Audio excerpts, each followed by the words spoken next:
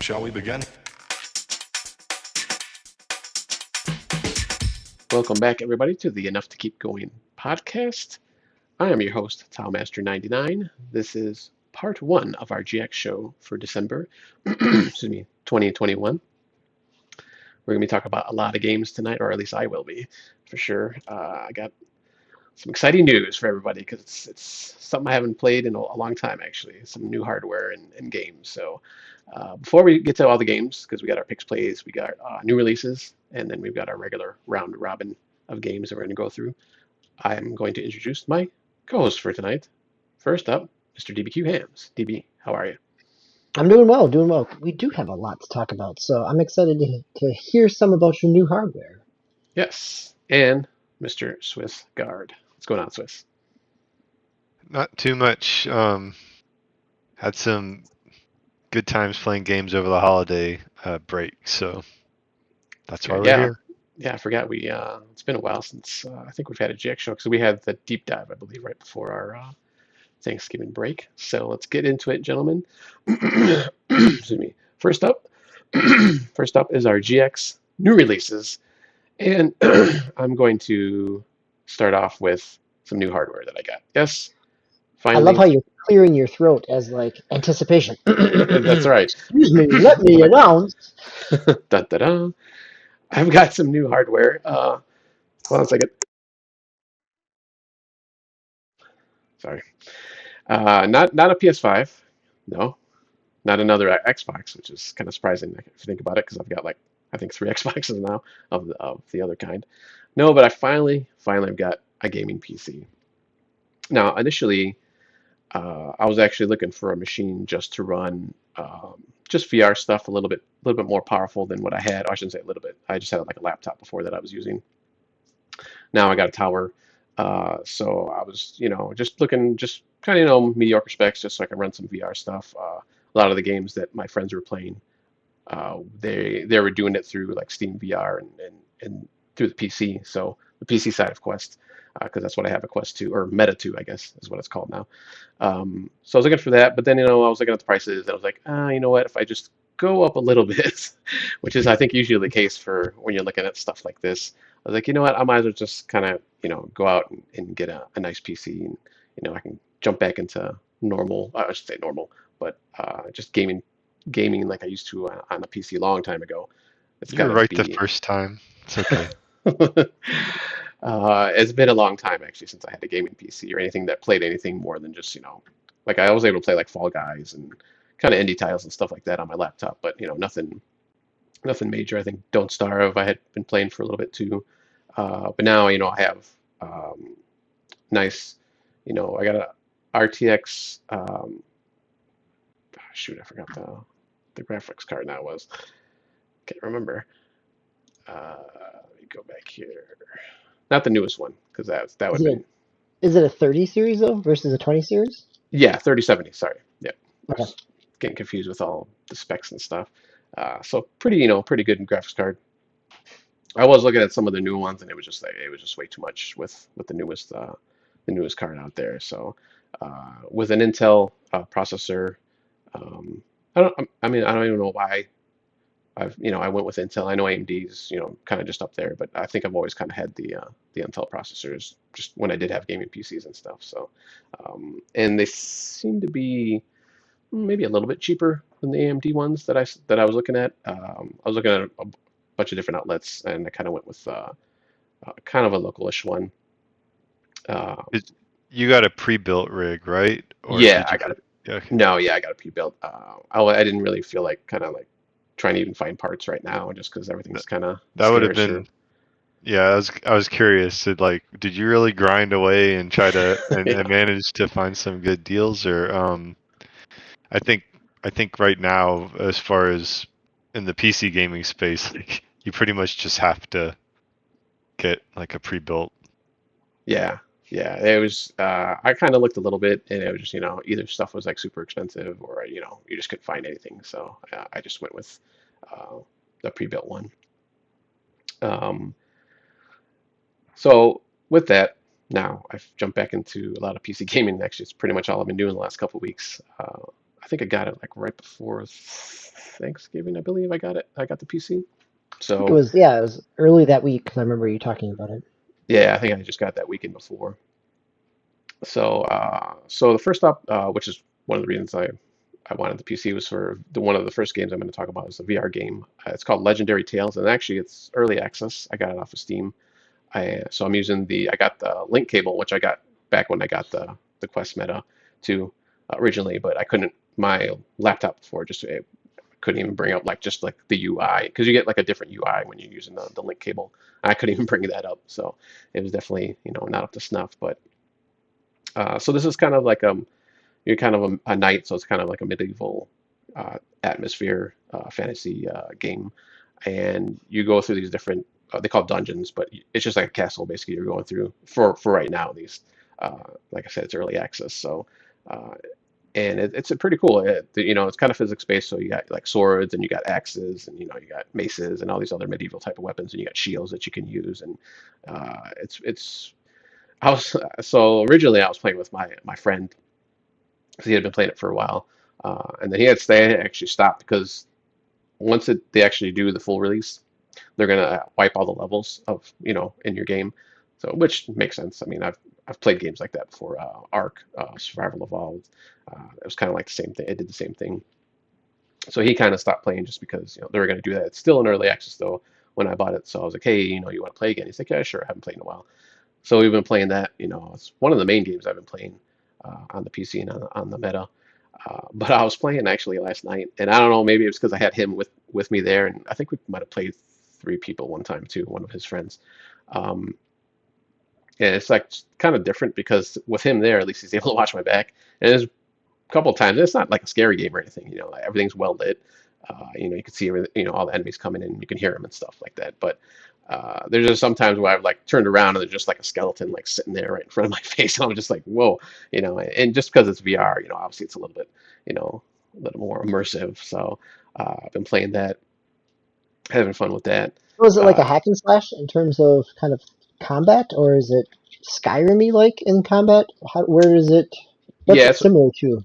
yeah, more Skyrim, but the physics and stuff are a lot better. Like, in Skyrim, when you hit somebody, they kind of just like sit there. Like they might get pushed back, like their whole body, but here, like if you hit someone's hand, just the hand will go back, or if you hit them kind of in the upper body, like just they'll bend at the waist, kind of backwards. So it's a little bit more uh, intricate that way, at least. You do get some magic right now. I think that's pretty basic from what I've seen and what he's told me. You do like fire and lightning, and I think there's ice also too. I haven't really touched the magic too much, but that's another one. And it's kind of nice because you can make multiple characters. So in that way, it's kind of nice. I think Um, on the last GX show, you kind of talked about a similar game, right? Blade and oh yeah, Sorcery. Blade and Sorcery. Yeah. So it's kind of like that. Yeah. Yeah. And actually, there's actually the Blade and Sorcery I got, which was just on the quest itself. It wasn't attached to the PC. They have another version on the PC, which I guess is a little bit more involved, and they have like more enemies that can come at you, and they have a little bit more, I think, a couple more dungeons than they do on just the meta by itself. So maybe one day when that's on sale, I might pick that one up just because it seems to be a little better. That one's only single player though, the Blade and Sorcery. This one you can actually do, I think, up to 4 people, I believe, in Legendary Tales. So it's pretty cool. It's pretty nice. Um, but yeah, I'm having a lot of fun with that one. Any other questions on Legendary Tales? No. All right. Up next, genre I haven't played in a long time, and I was missing. And this one I actually haven't played as much as I would like, but Age of Empires 4, so RTS, real-time strategy. I was big into, like Command and Conquer and Red Alert and Red Alert 2, Yuri's Revenge back in the day. That was like one of my main PC games that I would play. That was before I hit Call of Duty and it started getting into the shooters. It kind of swayed me that way. But I've jumped into Age of Empires 4. I've played the tutorial, and then I played probably like 4 or 5, maybe 6 of like the campaign missions.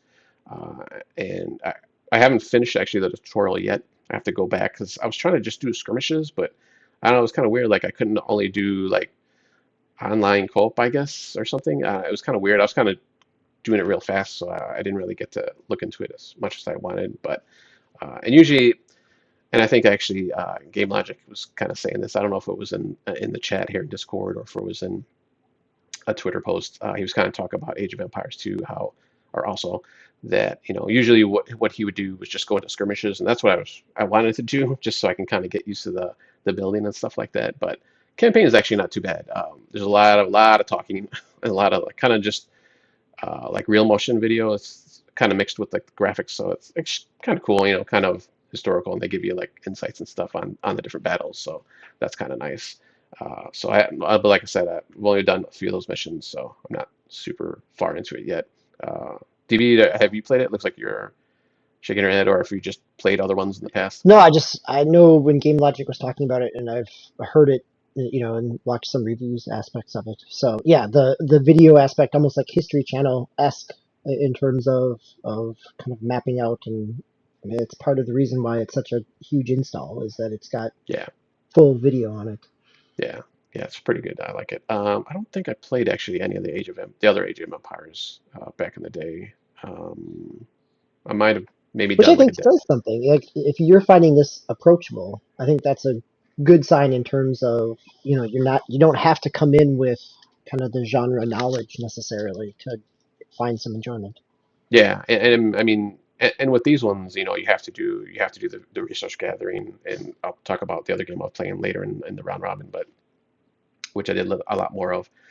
You do the resource gathering. You got to build, the huts and the houses and the combat tents and all these things that kind of build up. And once I started to get into it, it kind of just like came back to me. I mean, yeah, the wording's a little different, and obviously I have old old school medieval, at least for right now, because I haven't evolved or yet all that much in the game. It's not like Command and Conquer where you're just like futuristic soldiers. So, but some stuff's different. But I kind of got back into all that building and stuff, and that's what I kind of liked. I thought like the turn-based stuff, like Civilization, might like back in the day kind of scratch that itch, but it did a little. But I like the real-time strategy. I don't like the taking turns kind of gameplay. Um, so I've been playing a little bit of that. Swiss, I don't know. Did you ever get into RTS games? Oh yeah. Yeah. Um, I mean, the old school Age of Empires, like that's what I always loved to play. Um, I actually just bought the definitive edition of Age of Empires 2 Oh, okay. a few weeks ago, but uh, yeah, I was just as you were talking and to DB's point about it being approachable. I was trying to see like when Age of Empires 3, and that was back in 2005. So it's Oh, okay. it's been a It's while been a since while. they've come to this franchise. I will say that the Age of Empires, like Age of Empires 2 especially, like that was whenever I would have some like computer clubs with kids or something, that was always like kind of like a go-to for me to like, you know, if even if they hadn't been like you said, big RTS players, um, they usually enjoyed it. So I'm eager to hear more about how 4 like really plays. So it's hoping before by the next GX show you'll have more opportunities to like play maybe competitively or play just kind of like the game and not the campaign. So Yeah, I definitely want to do some skirmishes. So just to kind of get my feet wet on that. There was back in the day too, Age of Mythology. Was that from the same company, the same yeah, developers? Yeah, right. It It was was almost okay. like a reskinned Age of Empires 2. Okay. I mean, not as much as like what Galactic Battlegrounds, the Star Wars one, which was really Oh yeah. good, Age of Empires 2. But yeah, there was a mythology one. Okay. yeah. Yeah, because I remember playing that one, and um, I was playing that one the same time, as Command and Conquer. For some reason, I couldn't get into it. Like I don't know why. Maybe just because it wasn't, it was kind of, back in the day, not modern or futuristic times. So it might have thrown me off a little. But I would like to. Hopefully, they revisit that one or re-release it or something. Well, I could probably find it now too if I wanted to, but I don't know if it would work on modern systems or not.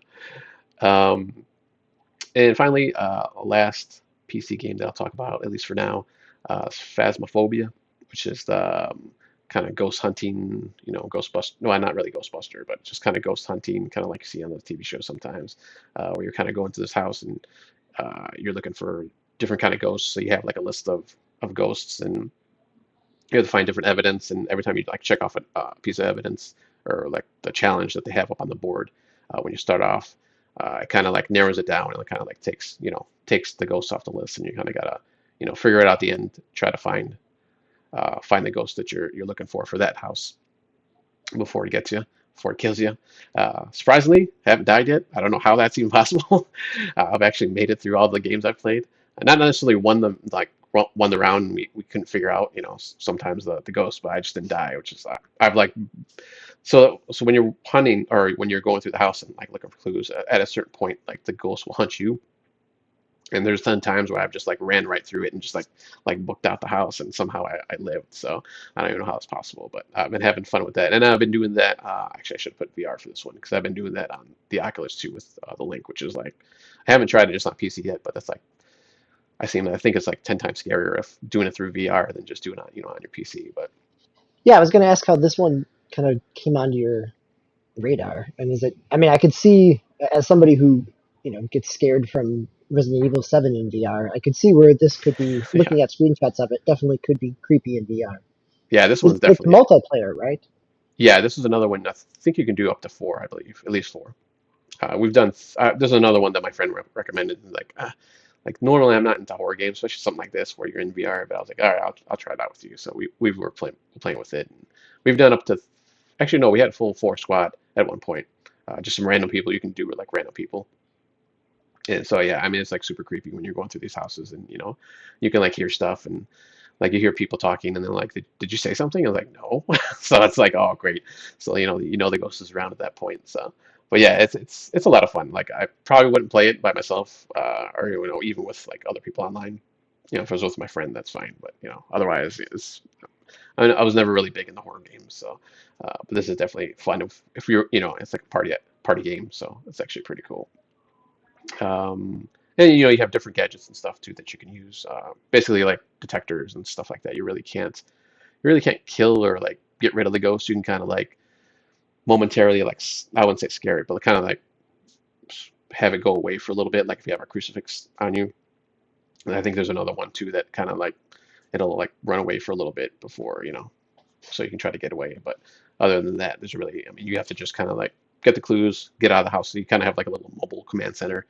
You run back into there, and then you say, hey, it's this type of ghost, and you leave, and then it kind of gives you like the rundown for the level. So it's pretty cool. It's interesting, but any other questions on that one?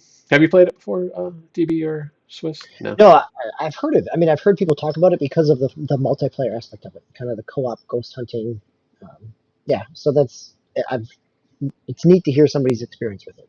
Yeah, I think it's like actually I think it's like a couple years old now, maybe a year and a half. 2000, early 2000s it came out. I mean, yeah, early 2020. There we go. Yeah, Yeah, and I was yeah. surprised. I mean, maybe it blew up just last year because obviously everybody's at home and they needed something to do. I'm assuming all the YouTubers or the streamers are probably playing it too. So I was just surprised it was that old. I was like, oh okay. Like I had never heard of it until I think earlier, maybe at the end of last year. So earlier this year, end of last year. So I was kind of surprised about it. But yep. So for now, that's my PC adventure. But DB, you got some Xbox PC adventures here that your game you were playing? Yeah, so I'll hit on a couple here, some new releases. So Undungeon, which came out the week of Thanksgiving, right before Thanksgiving. It is on Game Pass. It's also on PC. It is scheduled to come out on Switch and PlayStation at some point. It was a Kickstarter game back in 17. It's an isometric RPG, kind of. There's some hack and slashy combat, but there's also some roguelike elements. And to say that it's hack and slashy combat would make it sound easier than it actually is because it's a hard game. And I'm trying to figure it's dense. It's a really like it's does great world building. It's got some pixel art. The graphics are really kind of beautiful and stylized in terms of its pixel art graphics. The setup is you're like a you know not necessarily a demon, but some type of demigod aspect, and all different realities have collided together. Six different Earths have collided together, and so you're on this plane of existence, trying to prevent this calamity or harvest souls from this calamity. And some of that is still kind of being played out in the story. It is, there's upgrade paths in terms of, you can get organs to upgrade some of your health and skills and defense. You've got melee attack, a range attack, and consumables in terms of like health potions and things like that. And it it trades in style. It trades in kind of narrative depth. Um, it's got some Zoroastrian gods mythology aspects in there in terms of what it references. But again, I mean, the combat is enjoyable when it's not overwhelming. And I think that's my push pull with it at this point. I really enjoy the world and want to keep playing it, but I'm struggling with the combat. And maybe I just haven't got it down. But one of the things it does, which makes the combat challenging and potentially really satisfying, is if an enemy gets a hit on you, then they basically stack damage. That they become 100 times more powerful, and that can stack up to 5. And so they get stars above their heads. So as you're really encouraged to kind of dodge around, keep moving, avoid those attacks, because it doesn't necessarily become more, its health doesn't change or its shields don't change, but the attacks that it lands take a lot more damage out of you, and so you get increasingly weaker if you end up with groups of enemies attacking you, which makes kind of crowd control aspects, getting the right skills to do some of those things. But it is, because it's on Game Pass, it's worth checking out. I think that the challenge that I'm running into is because it's on Game Pass, it's also easy to put down, right? So it's one of those where I'm enjoying the world and want to figure out the game aspect of it. On the contrary to that is Asterix and Obelix slap them all. So this is it's a beat 'em up. It's based on a French cartoon comic strip from the late 1950s. It's been around for quite a while. They've had a series of games. They've had different games over the years. Last year there was just an Asterix and Obelix remastered that was like a 3D adventure kind of brawler. They've got games going back to the early 80s. But this is just a belt scroller. This is a side scrolling beat 'em up.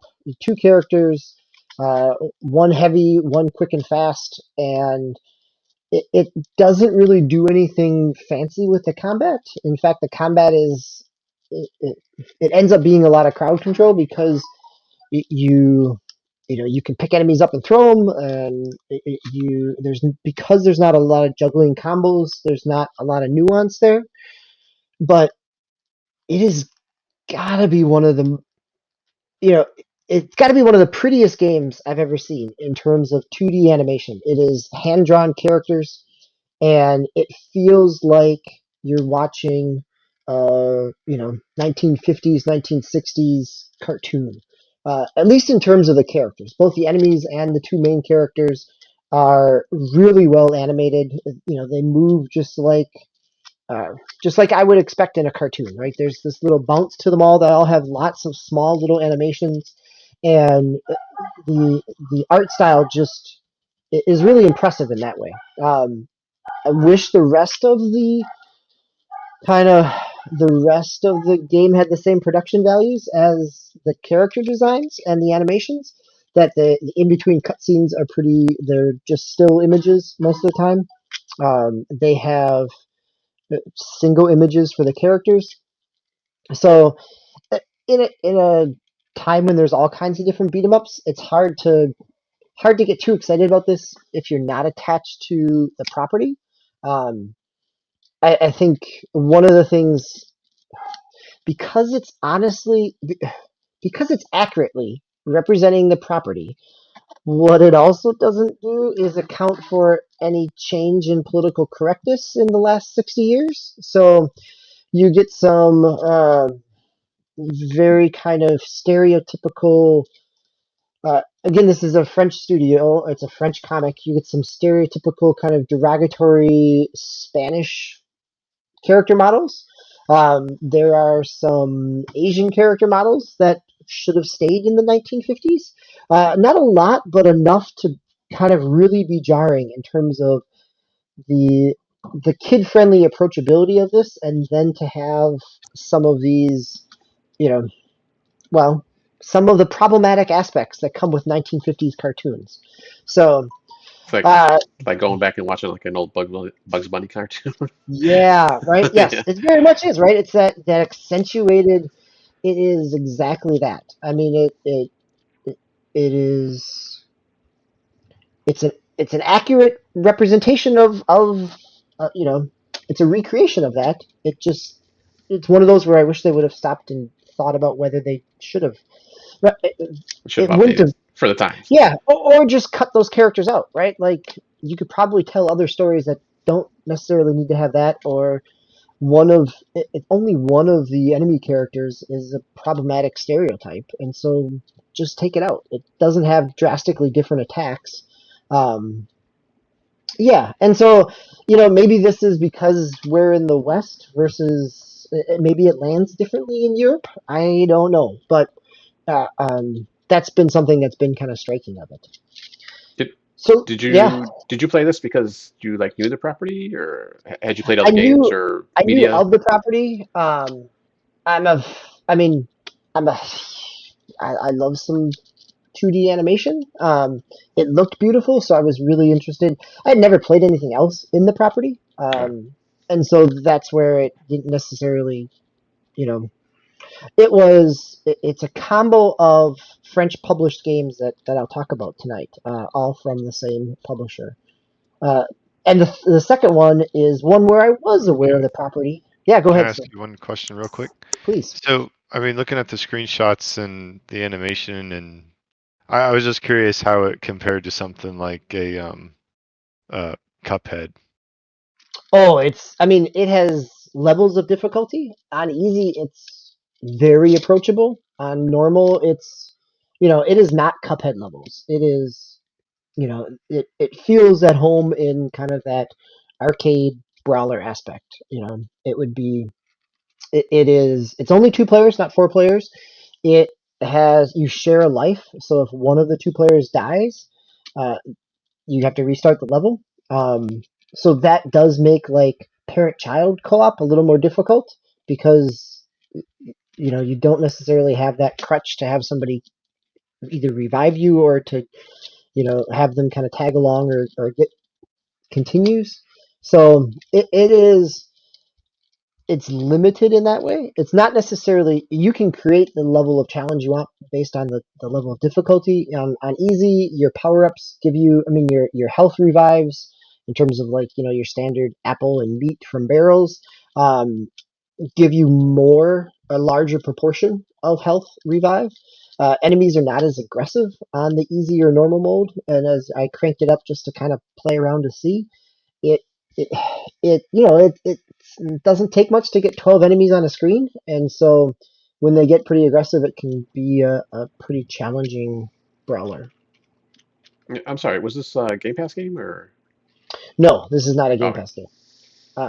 But I did get a code from the publisher for it, so Oh, this is why I this is why I was playing it. Same is true for the next one, which is Marsupial Amy, which is this one I was aware of because there was a cartoon back in the 90s. There was a Genesis game about it. Uh, and now it is another game. This game is super fun. I am just surprised. It really surprised me. I wasn't expecting a whole lot. It looks like kind of a really relatively simple 2D platformer. It plays almost mirror like to Donkey Kong Country. You have, you're collecting five feathers instead of letters. You've got, there's even kind of the silhouetted bonus stages, like in the Donkey Kong Country Tropical Freeze. It has a similar roll mechanic where you can kind of roll off a ledge and extend your jump. And it starts off incredibly easy and simple. Um, very forgiving in terms of it, but by the end, the last two stages, I went from 80 some lives down to 18, just trying to finish the last two stages. And so again, this has levels of difficulty where you start with, in Donkey Kong, you start with 3 hearts on normal.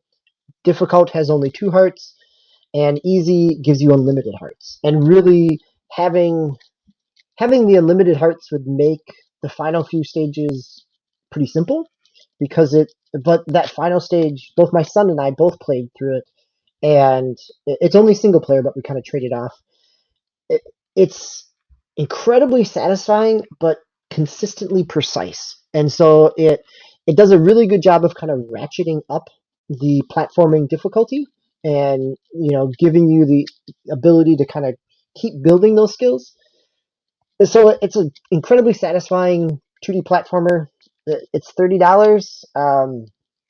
If you can find it on sale, I think it's well worth it. It's only 3 worlds, though. That's the thing. Like, it is like 28 levels. Of the 28 levels, they're all just precision, and they're really well done, well animated.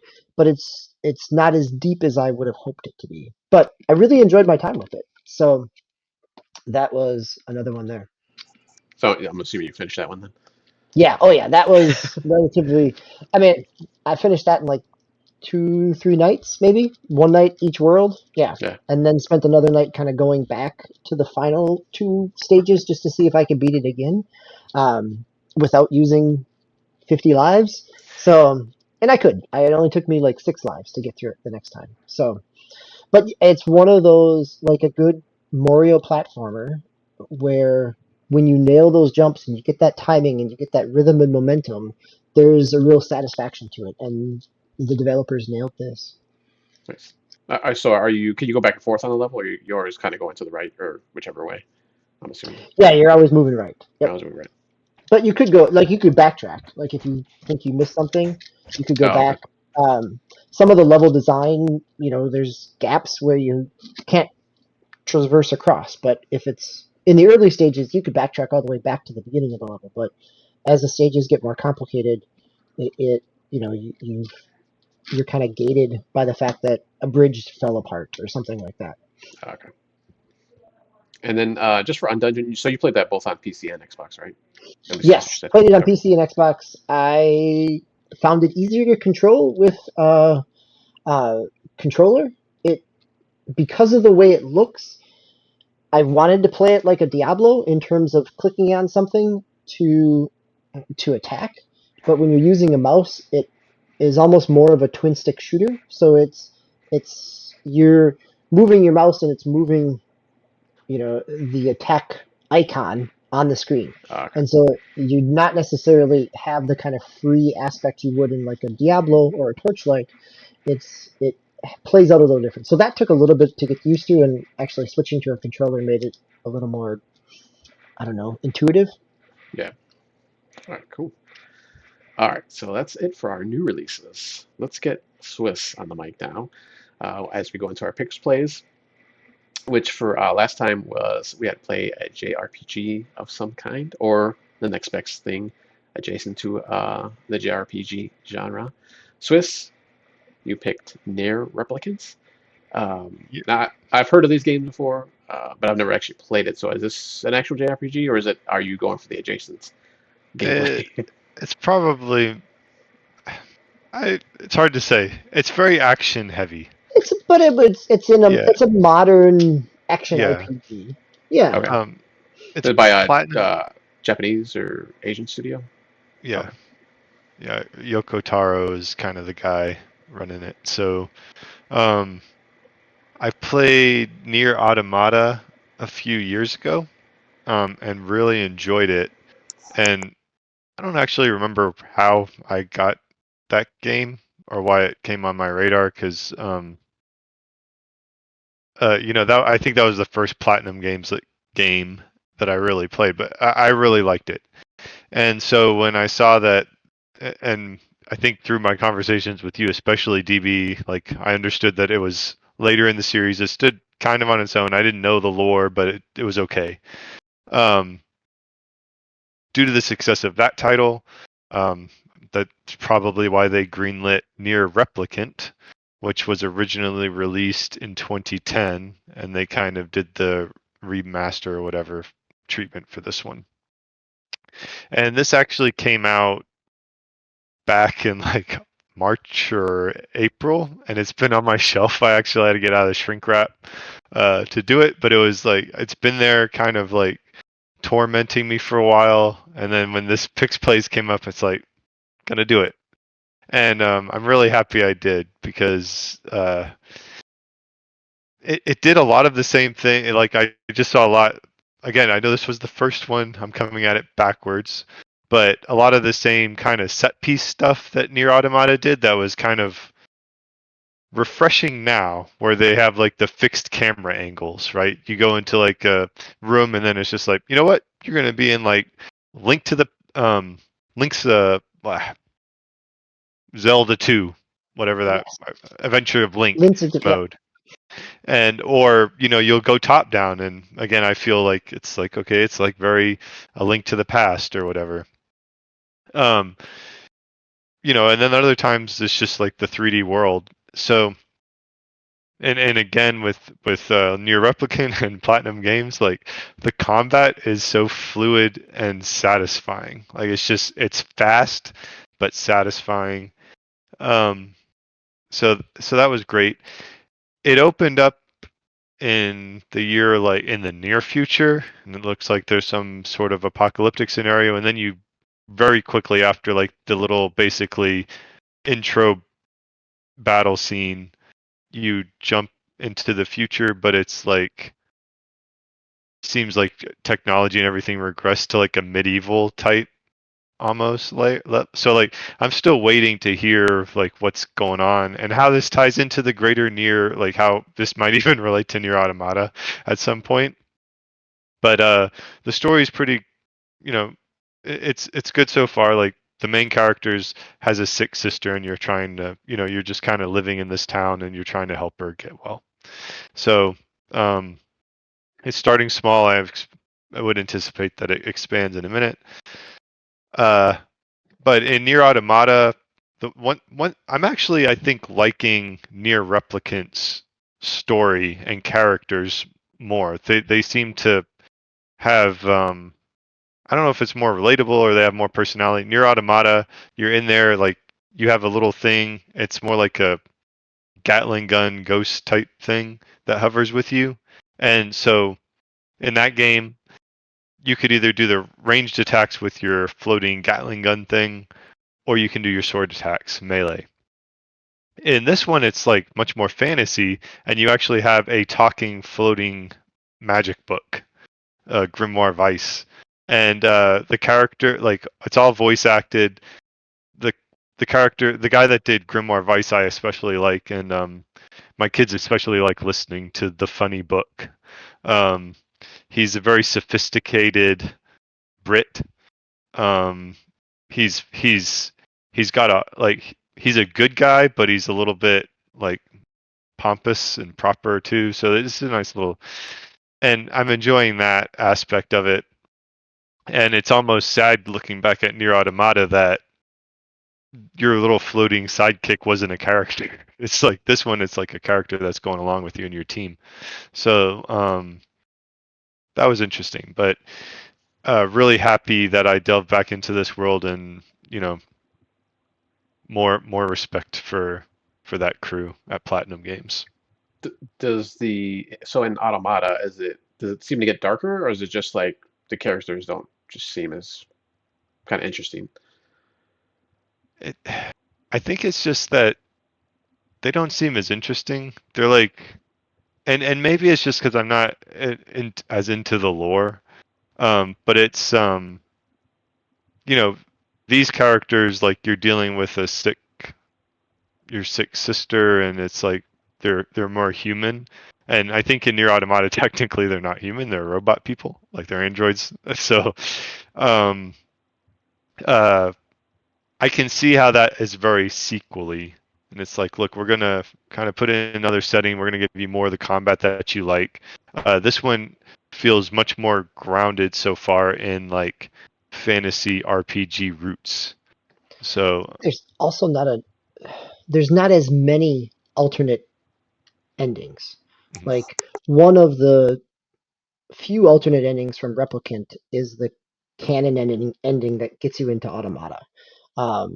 But Automata, the character development of it from both what I played and what I've read about it over the plenty of spoiler casts about it, it assumes that you're playing through it multiple times, and the story Yeah. comes out in those multiple playthroughs. Where what you're describing, Swiss, makes it sound like it's more engaging up front and doesn't necessarily demand the same level of investment in order to see any Right. type of payoff.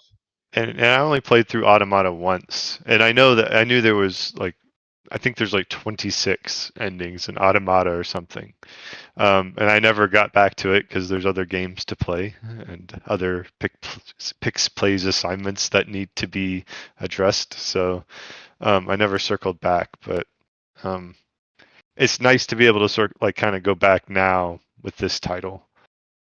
And we'll see. Maybe I'll get to that ending, see how it all ties in Automata, and that might be a prod to get me to do some of those other endings. But Spark your interest. yeah. Nice. All right. And DB, you did have something on there, but then you took that off I did because I didn't get a chance to really dive into it. as So, much. Okay. yep. We'll keep it for next time. Yeah, I mean, I think it. Yes, I will have. I did pick up one of the Diamond and Pearl remakes. I just haven't had a chance to get past anything more than the intro. Oh, okay. All right. So, but I have also been playing Pokemon, but the earlier game, Pokemon Shield, for the Switch, obviously. I kind of was I don't know, I was debating if I wanted to get Pearl or Diamond, and I was just like, I mean, I kind of the that kind of chibi art style always kind of throws me, and I don't know So that's I kind of just picked like up. an Can I overworld, just right? tell my Pearl story real quick? Yeah. So the reason I picked it up but haven't had a chance to play it is I picked it up to play with my sons, and the one in college doesn't have time to invest in it yet. But we're gonna kind of play through both of them together, and we played. The three of us played Platinum together as Oh, like okay. a shared character as we passed it around between when they were like they were elementary school kids. They were so this is much more of the nostalgic dad play. So that's why I shelved it for now. Yeah, So it's a little different, right? The art style is that chibi piece where what you get in Sword and Shield is closer to what you're going to get in Arceus as well. yeah, yeah. And I know like when you're doing the battles, it kind of has that the more modern look, right? Of like Shield, Sword and Shield. Yeah, yeah. Once you get into the battle It's just aspects, kind of yeah. that overworld where you kind of walk around and stuff. So yeah, I mean, I don't know. Maybe I'll pick it up one day, but I kind of wanted to wait until because I knew Arceus. Well, it's supposed to come out in January. I still don't see how that's going to happen. I don't understand that. Like I don't know why they're releasing two Pokemon games. I know, yeah, these are Diamond and uh, these ones are the remakes, but I mean, it's still like they usually just trade it off years at least or a couple years before. So I don't. Just to make sense to me right now, like why are they releasing that one so supposedly so soon? I think it's January, I believe, if not It's what February. it's scheduled for. So yeah, we'll see. And in some ways, it might be fine if platinum and I mean pearl and diamond don't sell as well as they hoped. But yeah, it does seem. I'll be surprised as well if it hits its target. Yeah, I haven't seen any like sales numbers at all, or just like how it's been doing. I don't know if you've caught any wind of that or seen anything. No. Sounds like maybe it's a deep dive. Maybe there's some sales charts numbers we can look at. So Yeah. All right. So yeah. Yeah, I picked back up, and actually I was playing even before the Pix Plays came out. I jumped back into Pokemon Shield, and then I don't really know why, to be honest with you. Like sometimes like when my son's playing stuff or like watching sometimes I'll watch the cartoons. Like oh, I'll jump back in. But this time it was just like I don't know, for some reason I felt like picking this game back up, and I've been enjoying it. I've been actually going through the gyms because I think I only had like one gym before that I actually beat. I got like three now, I believe. Usually what I do is like I'll hit a gym, clear it, And I'll go back to the wild and kind of like power up my Pokemon, kind of grind, do that grind. So that's pretty much what I've been doing now. I played the wild a lot because you kind of battle those the bigger boss or the bigger Pokemon, higher level Pokemon, with other people. So that's kind of cool. Most of the time now though, like everybody's got such high powered Pokemon. It's like one swipe from somebody and it kills it right away. But you get every once in a while you kind of get like a I'm assuming they're just beginning, or maybe they're playing it again or something. So they're kind of low level, so the battle lasts a little longer. But yeah, I've been doing that and doing a little bit more of the breeding, where you kind of leave, two Pokemon, you get an egg, and then you got to carry that around with you. So I've been kind of working through that too. So I've only got one shiny so far in that game, and I got that like a while ago, like when I first started playing, which is kind of amazing. I think it's a Magikarp actually. So I mean, we'll see. And I know I like everyone. I think I remember you talking about a shiny Magikarp and me giving you a hard time about it. Yeah, no, that's the only one I've ever gotten. And I've like these last few weeks I've been playing it like almost every day, and it's like still I haven't like got anything. So I was like, that's all right, though. That's fine. Um, and I know like they have these special wild area like events, I guess you can call them. Where like, hey, I think this last one, I think it's still going on. I might have finished. It was for EVs. You can get like different EVs, and maybe you'll get a shiny one. So you just got to keep grinding and go into the different areas there in the wild. But it's fine though. I'm having fun with the game, so I want to actually hopefully try to beat this game. I mean, not that there's a direct link, I don't think, with Arceus. I mean, you kind of, I guess it's the same area, but back in the past, I think, or is that for Diamond? It's the same area of Diamond and I Pearl. think it's a Sinnoh region. It's Okay, Diamond and Pearl. Yep. okay. But I know they kind of don't have anything to do with each other, but I kind of want to just. I've never finished a Pokemon game. Like I've always played through it, and just like I kind of get kind of like tired, just kind of the grind sometimes. But doing the wild areas, though, I mean, you can power your Pokemon up pretty quickly, so it's kind of nice. So and kind of doing the few gyms that I've done, it looks like you don't have to have like as long as you got your guys in the 20s or your Pokemon in the 20th range so far, like it looks like it's fine. Like you can beat the gyms pretty easily. So, and I know obviously the different weaknesses and stuff like that. So it's been good. It's been nice. But it's kind of nice to get back into Pokemon Shield. So, all right. So let's go into our round robin. Look at the time here. Got time. DBQ Blood Rally Show. I know. tell us I've been about pulling out all the crazy ones. tell us So, about this one. Nintendo Switch, right? so yeah, it's on Switch, and this is what's taken my time on Switch. Actually, this Oh, um is an indie game, Kojo Lindo. It came out on PC last year. It came out on consoles just in the beginning of November, and it is. Oh, as somebody who really enjoyed Super Sprint and Super Off Road as a kid, it is in this same type of vein. It's got some Super Sprint, it's got some Death Rally aspect to it in terms of cars can have weapons, but it's top down, and it is procedurally generated tracks, and so you, each season has each season has 5 tracks. You can go through 7 seasons, or each circuit, I guess, right, has 5 tracks, and you go through a season which is 7 circuits. Um, and your goal is to earn $500,000 to get released. There's some crazy setup in terms of uh, you're in the future and corporations have taken over, and it's basically this is gladiatorial combat to pacify the masses. okay. Um, So there's a story to it, is what you're trying to say. Sort of. well, there's Loosely. and in some ways, right? The story plays out is that in each race or in each circuit, there's 4 kind of normal races. Sometimes they'll be point to point, sometimes they'll be lapped, sometimes it might have weapons. It's all procedurally generated, so it varies. And then the 5th race always has some type of stipulation. Sometimes you need to run over X number of snowmen or cones. And sometimes sometimes your controls are inverted. Sometimes you have a tiny car with appropriate physics. Sometimes you have a really large car with appropriate physics. So there's always kind of a twist in the final one. Um, it plays out like you would expect a top down kind of. It's got, you're sliding around corners. You have a turbo boost. You get turbo boost by drifting, but also by running the spectators over. So here is the blood of the blood rally aspect. So you can get a little bit of boost by drifting, but if you really want some boost, you've got to go off the track a little bit and hit some spectators and then get back on. It's really kind of chaotic. I can go from first place or second place down to ninth place pretty quickly because of the weapons aspect. Like if you get knocked out or you get grouped up in a corner and the physics really kind of take you out into an obstacle.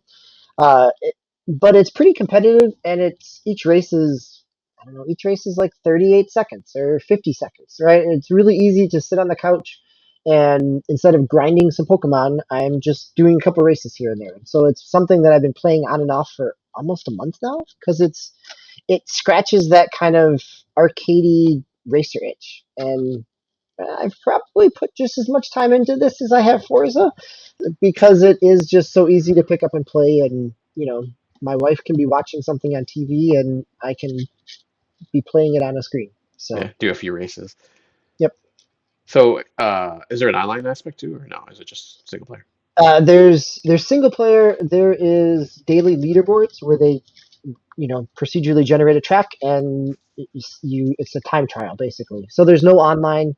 There is multiplayer, like local, so you can play up to 4 people. Okay.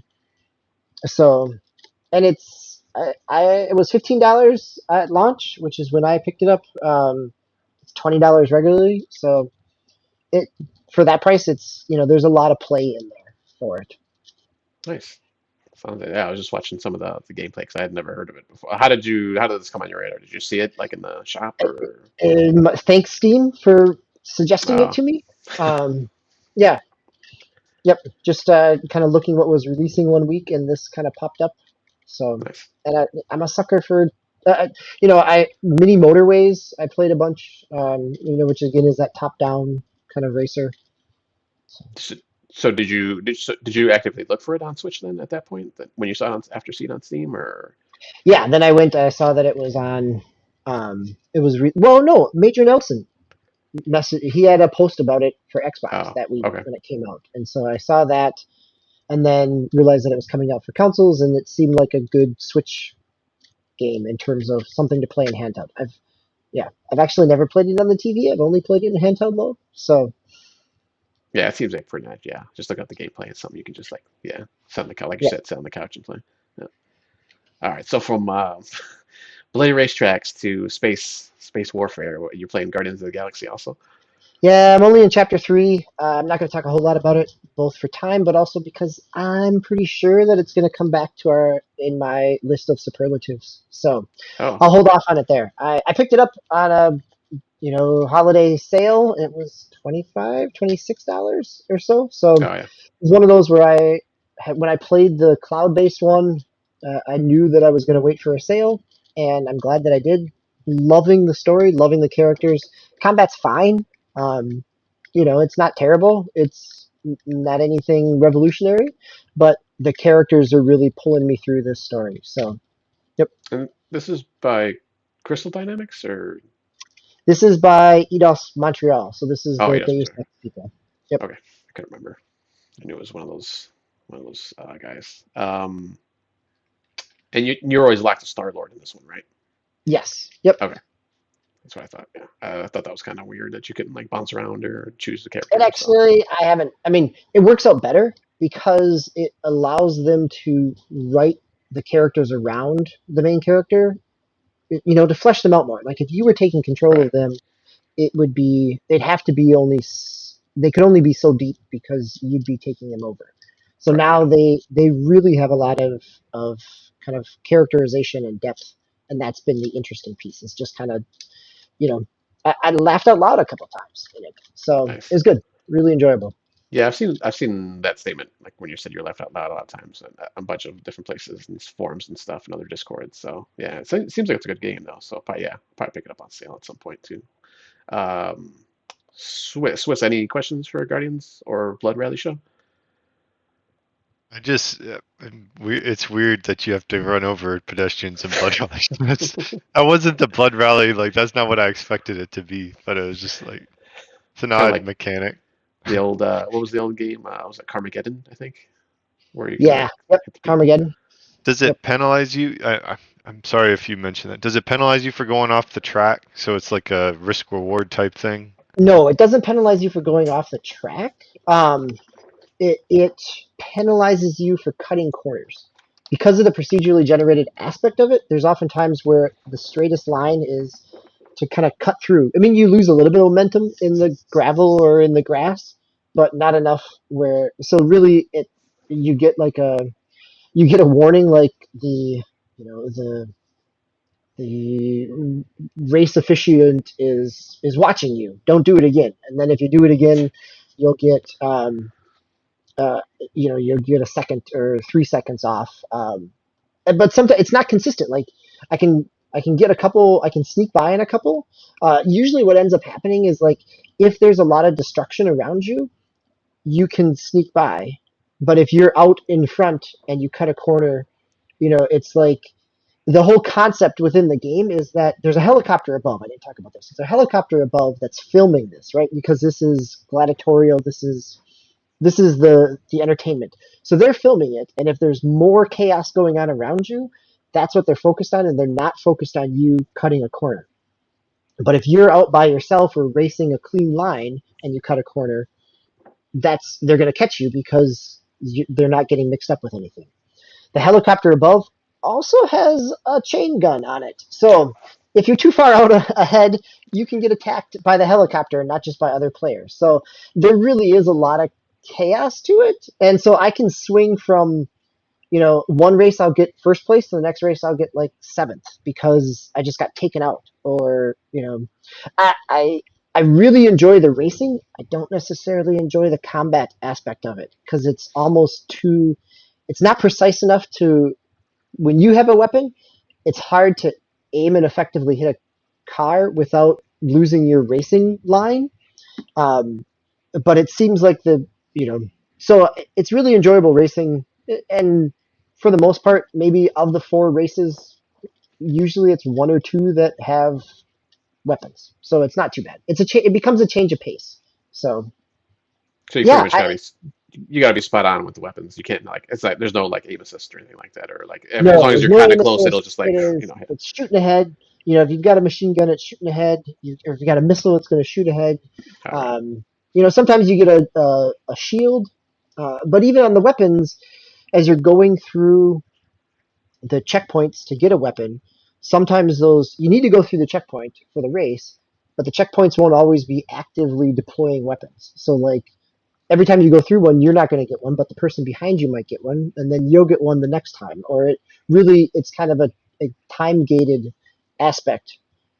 I think that this is exactly how I feel about this game. Is that it seems so simple and so like this is just some crazy little indie game. But the more I play it, the more there's stuff to talk about because there's just so many layers to it, or there's enough kind of unpredictability to each race that it it makes a lot of fun things to talk about. And this is why I've been playing it on and off for a month because it is just there's some fun to be had here.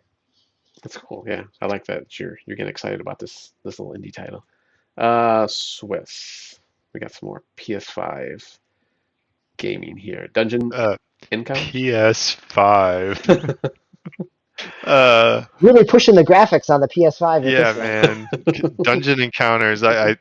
The fans were like blaring, and I just, um, so yeah. In addition to, I mean, I did play Judgment a little bit. We're still chipping away at that. But in addition to your Replicant, the other one of the other games that I've been playing a lot of still is Dungeon Encounters, and that's the super old school uh, RPG, like straight up. And the, the more that I mean, I, I I just it's weird how easy it is to just like settle in, and it's just like zen on the mechanic. And just kind of like I like the tedium is probably it's a scary word, but it's like for the right type of person, like it's super satisfying. It's just like um you start out with you can all the characters are available, like not available but visible in your like team composition. And you can always you have a party of 4, you can always swap in and out if your party is on the same square as that character. So some of the characters are like on the first floor, so you have like you can form your party of 4 out of like an initial 7 or 8 characters, whichever ones you want. Um, and you go. You can see that some of the other characters are listed. Okay, 7, 42, 68. Okay, floor 7, X 42, Y 68. So you know where they will be.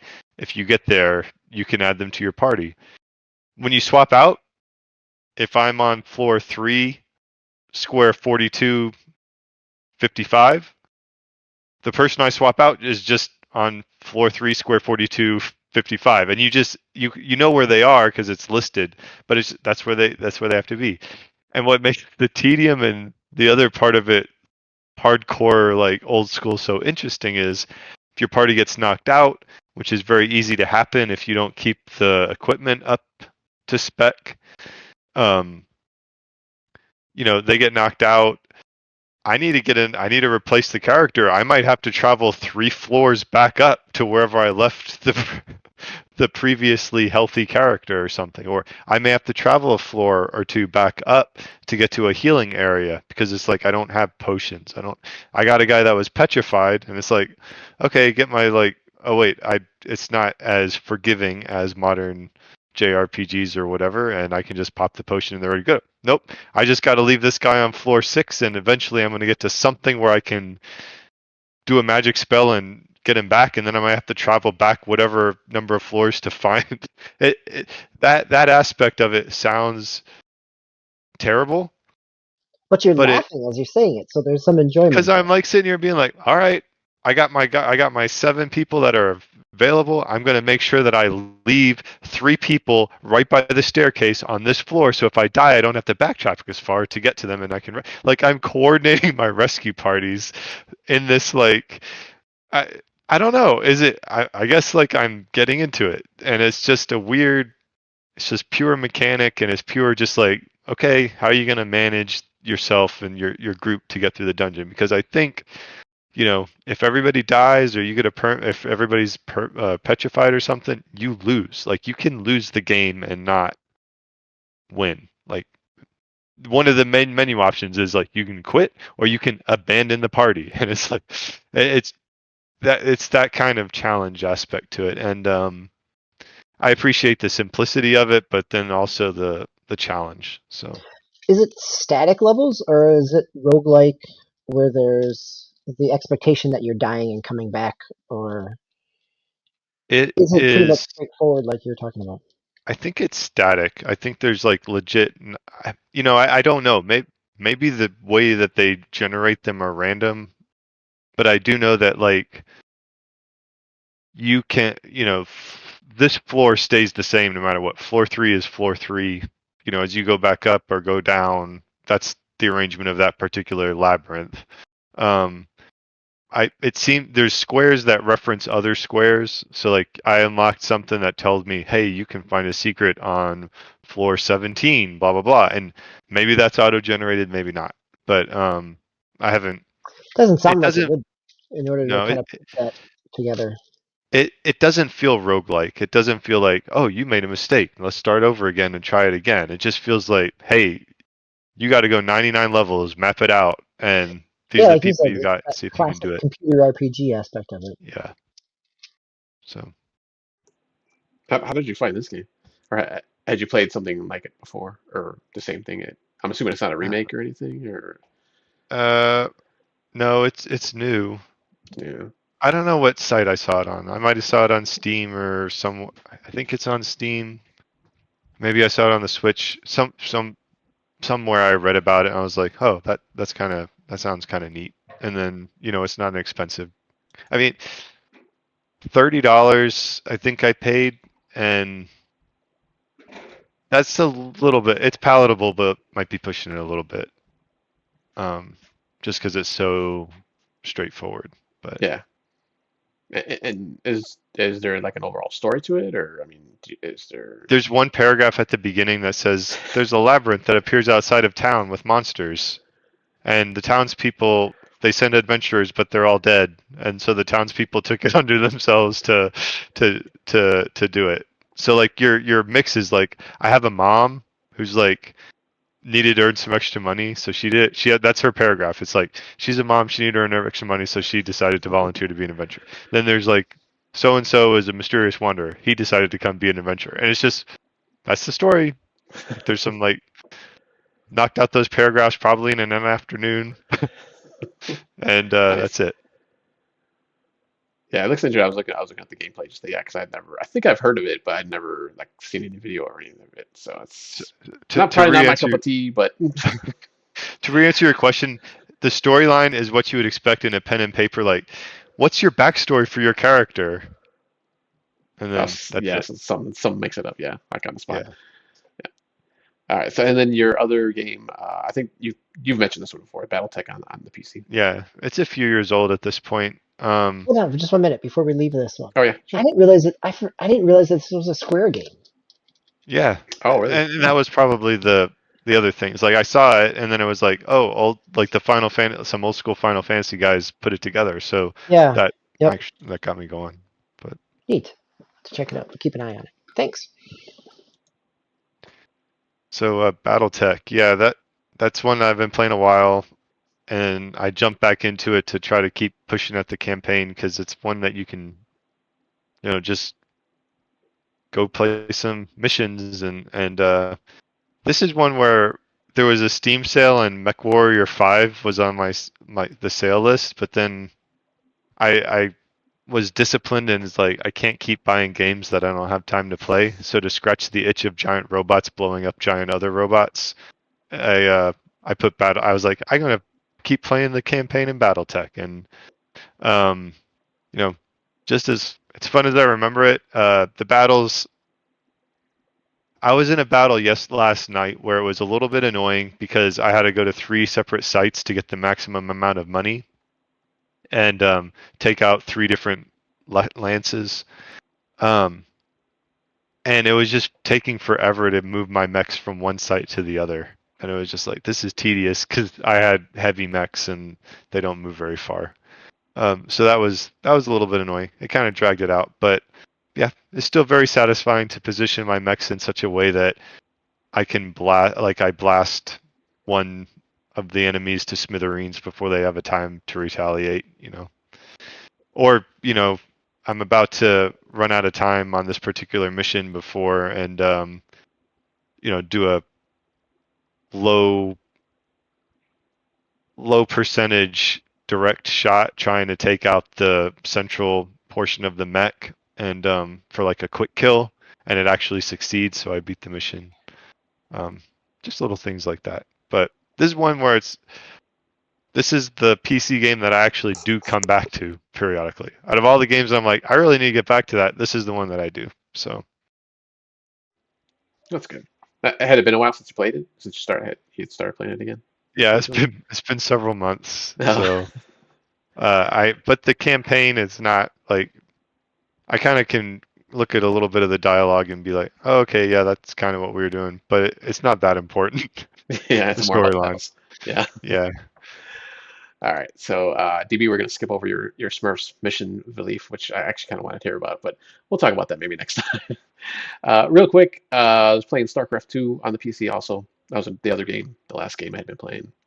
And I tried the original StarCraft and I really couldn't get into it. This is another one that my friend wanted to get me onto just because he had like one other person that he was playing with and he wanted to have me join in because he knew I used to play with him actually, Command and Conquer back in the day too. So but I've been kind of getting into it. So we've done a bunch of skirmishes just against the PC, against the AI. So I've been having a lot of fun with that. And then the other one, Rocket League Sideswipe, which is the new mobile game that just came out. It was actually pretty fun. I wasn't too sure about this game because it's kind of just a side-scrolling, or well, not side-scrolling, but you're just kind of just locked into like a side-scroll view.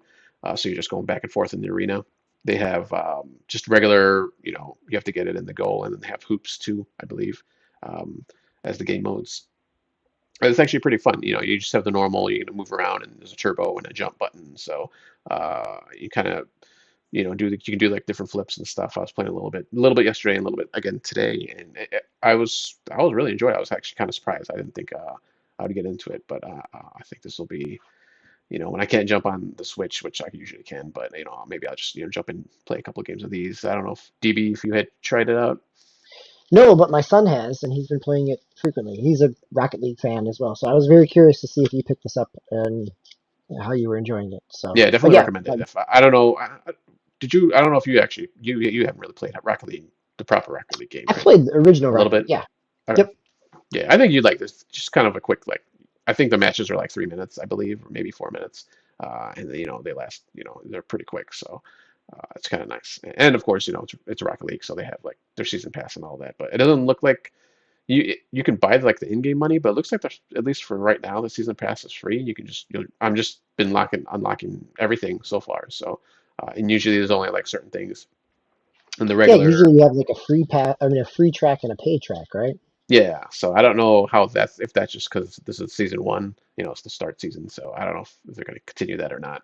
And like I said, it's a free download, free game. So I'll have to see how they're going to make their money there. Like I said, you can buy the in-game money, so they have the store still, so you can buy different cars and toppers and the antenna things and the boosts and all that. So I'll have to see how it goes. But yeah, I'm really enjoying it. So yeah, definitely check that out. So let's wrap it up here. Let's jump into next GX's picks plays. We're living in a shooter renaissance.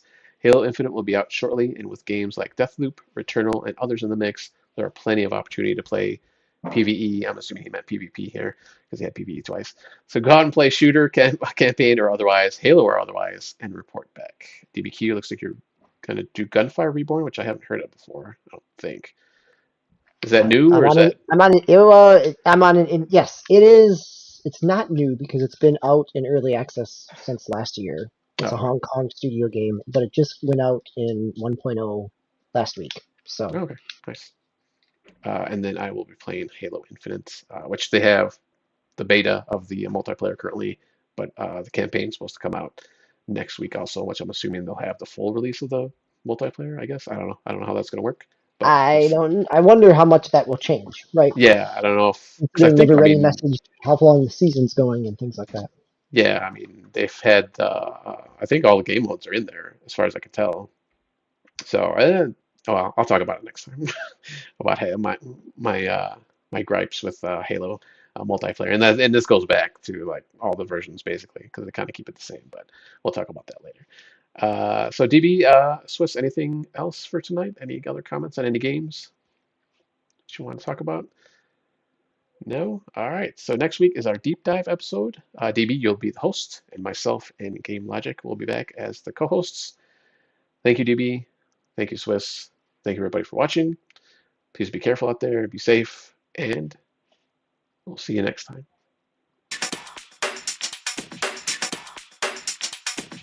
Oh, for sure.